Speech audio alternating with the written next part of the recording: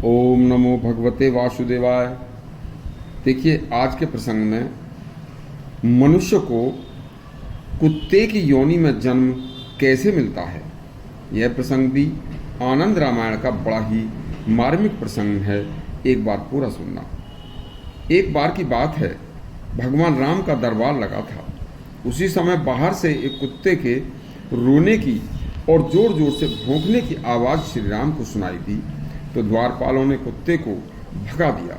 इसी तरह अगले भी दिन वही कुत्ता दोबारा आया और शाम को इसी तरह से उसने भौंकना और रोना शुरू कर दिया। तब श्री राम ने लक्ष्मण से कहा कि आप यह जो श्वान की आवाज़ आ रही है, आप जाइए, यह 2 दिन से प्रतिदिन हमारे द्वार पर आकर रोता है और भौंकता है, इसे सम्मान के साथ लेकर हमारे सामने आओ। लक्ष्मण जी द्वारपालों के साथ कुत्ते के पास जाकर बोले, हे श्वान, तुम्हारे पूर्व जन्म के भाग्य उदय हो रहे हैं। आपको प्रभु श्री राम ने दरबार में बुलाया है। कुत्ता बोला, हे भगवान, राज दरबार में, मंदिर में, आश्रम में, भोजशाला में, शयन कक्ष में, तुलसी के वृक्षों के पास, गौशाला में, पूज्य तीर्थ स्थानों पर, संध्या स्नान ध्यान की जगह पर, किसी भी पवित्र देव स्थान पर हम पाप योनि कुत्तों को जाना नहीं चाहिए। यह बात लक्ष्मण ने जब दरबार में श्री राम को सुनाई तो श्री राम आश्चर्यचकित होकर बोले, चलो हम स्वयं चलते हैं।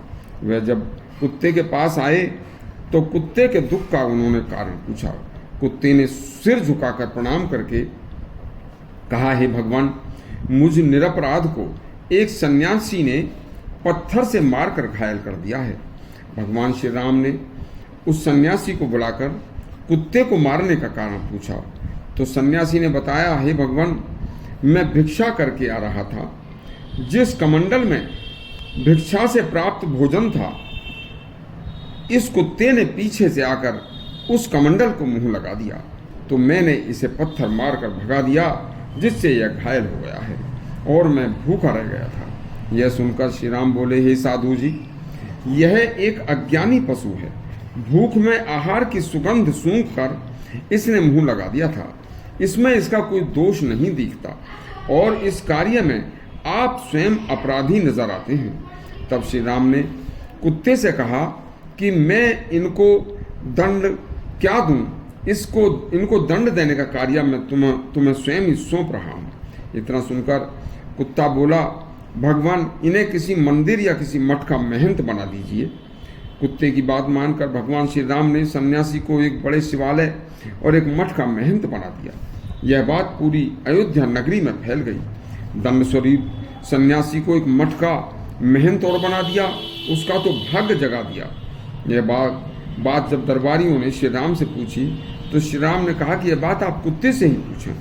तब कुत्ते ने बताया, देखिए, ध्यान से सुने, शिवालय, मठ, बगिया, दान में मिला हुआ ग्राम, अचानक बिना परिश्रम के मिला हुआ धन, इनका अधिपति, अनाथ स्त्री, विधवा, अनाथ बालक, सन्यासी का धन हरण करने वाले, कर्कश वाणी, गंदी जबान बोलने वाले, गौ ब्राह्मण देवताओं के निमित्त अर्पित धन का अपहरण करने वाले तथा अन्यायपूर्वक धन अर्जित करने वाले के द्रव्य पर अधिकार जमाने वाले, स्वयं दूसरों के सम्मुख अच्छा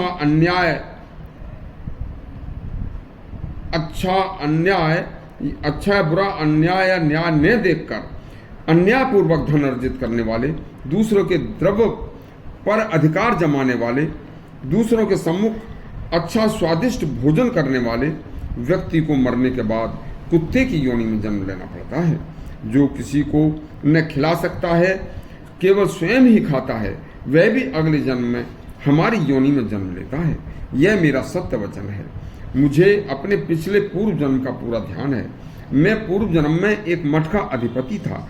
तब मैं मुफ्त का अच्छा भोजन करता और आलसी हो गया था तथा अपने सभी कार्यों को भी भूल गया था। इसलिए मुझे इस जन्म में कुत्ते की योनि प्राप्त हुई है। इसलिए मैंने इस साधु को मठाधीश का पद दिलवाया है। कुत्ते के ऐसे वचन सुनकर सभी की आंखें खुल गईं, सभी का भ्रम दूर हो गया था। इतना कहकर कुत्ता वहां से चला गया और अयोध्या में ही उसने वृद्ध होने के बाद प्राण त्यागे, जिससे वह मुक्ति को प्राप्त हुआ कहा भी है कि अयोध्या नाम मृता नाम च पुनर्जन्म न विद्यते। जो अयोध्या में मृत्यु जिसकी होती है उसे कभी पुनर्जन्म नहीं लेना पड़ता। निश्चय ही कर्म की गति बड़ी विचित्र है, न्याय की विजय होती है।